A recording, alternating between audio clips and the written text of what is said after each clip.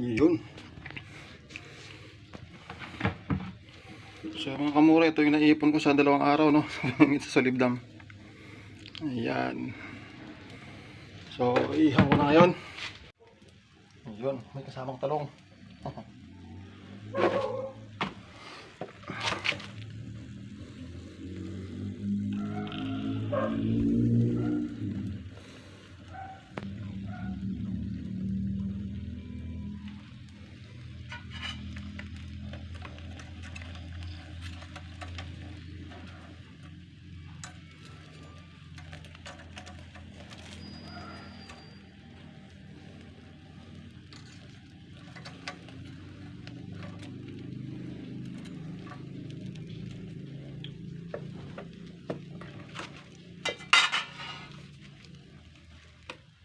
Yun, ang ganda.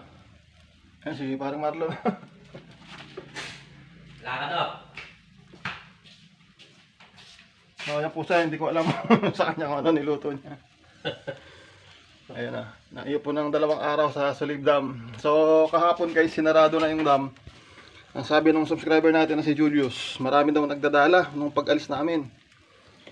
Hindi ko alam kung may...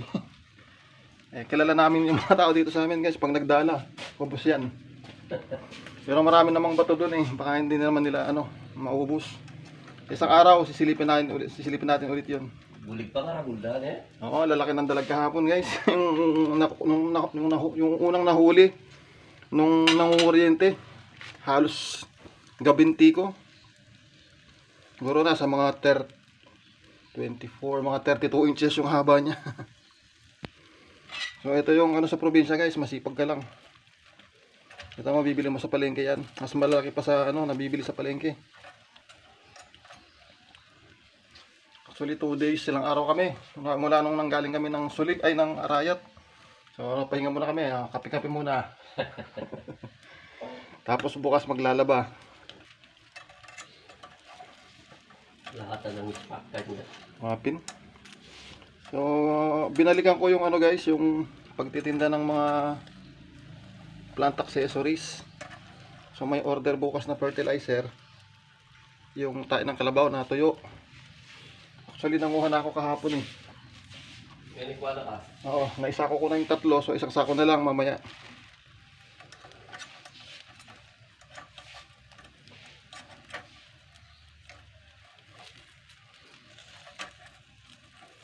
Maganda.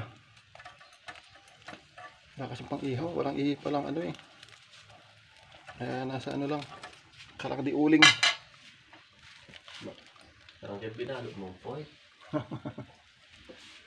So, tatapusin ko lang to mga kamuro, pinakita ko lang yung mga naipon kong tilapia sa loob ng 2 araw sa pamimingwit sa Solibdam. So, sa isang araw, manguha tayong hipon dun. Pag ganun kasi guys na sinarado yung dam, aakyat yung mga hipon. Nakuha ka ka rin bengi. Oo, mas maganda talaga gabi. Gawat yung walang tiyang salap. Wow. Sampa na rin, tagit ang tabla. Wow.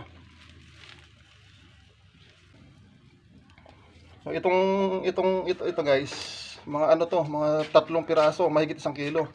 Ito nasa 4 ang 1 kilo. Ganun siya kalalaki. Talo-talo na naman mamaya.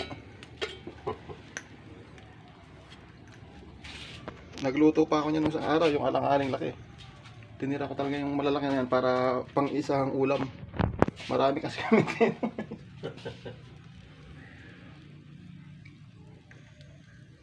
Tsaka ni Kong Odi, kakanitang padwas.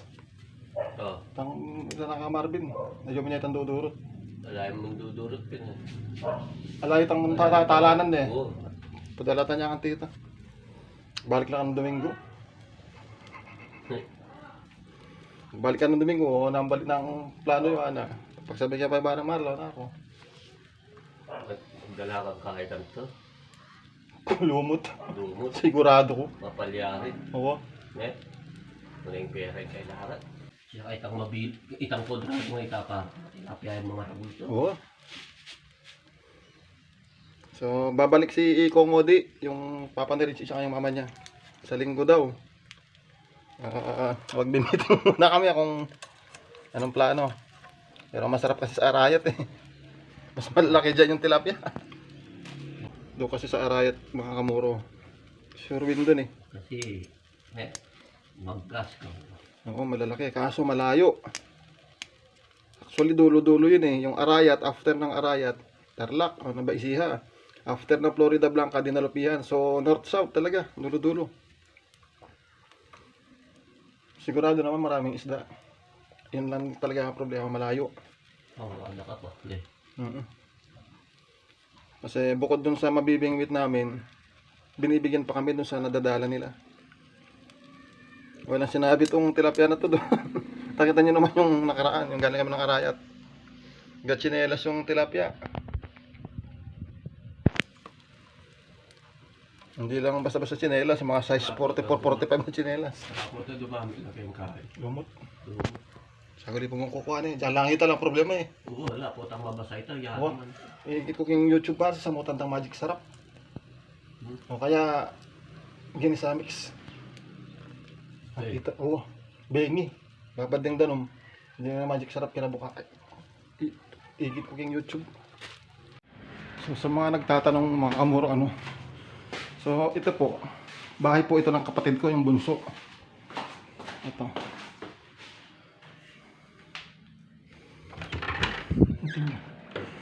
Bahay ito ng bunso namin na nasa UAE, nasa Dubai. Yung asawa niya, yung hipag ko nasa Abu Dhabi. Tsaka yung bunso nilang anak.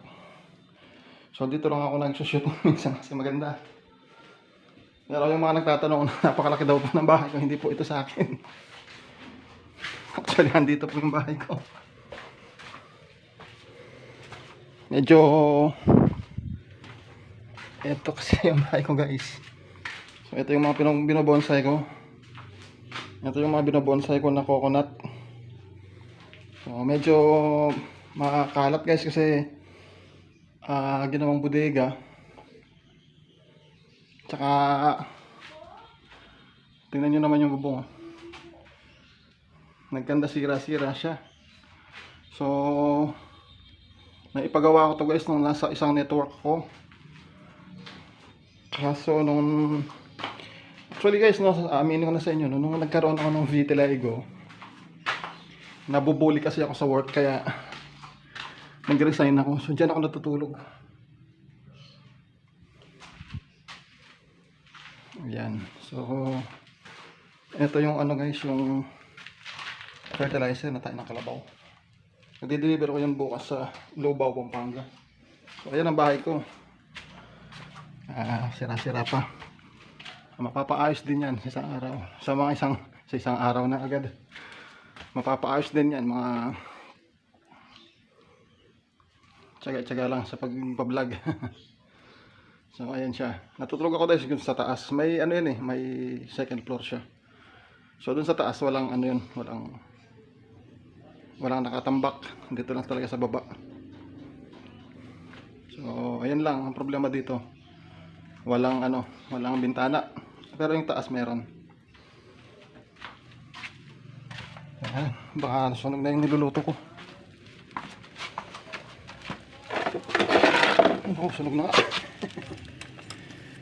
Maliit pa naman ito. Ayun, negro. Napakadaldal kasi. May bale. Lang naman yan. Balat lang naman yan. Ayan, kaya hindi tinatanggalan ng kaliskis yung papalusot ako papalusot ako. Kaya hindi tinatanggalan ng kaliskis yung iniihaw para po yan.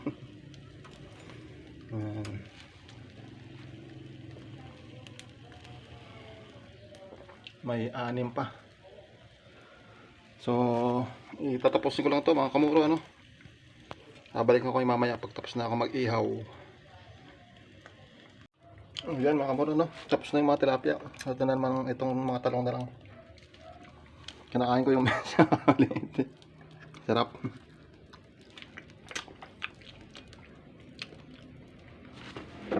Ito yung mga tilapia. Jackpot.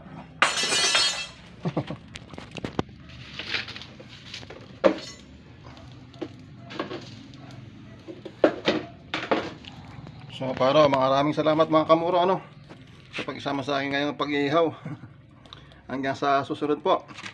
Shoutout po pala sa lahat ng mga OFW, no? Sa mga OFW na walang sawang sumusuporta sa atin. Mga silent viewers, mga organic viewers, mga subscribers. Maraming salamat po palagi sa palagi pagsuporta sa amin. So, yun lang mga kamuro. Maraming salamat. At maya-maya kakain na kami.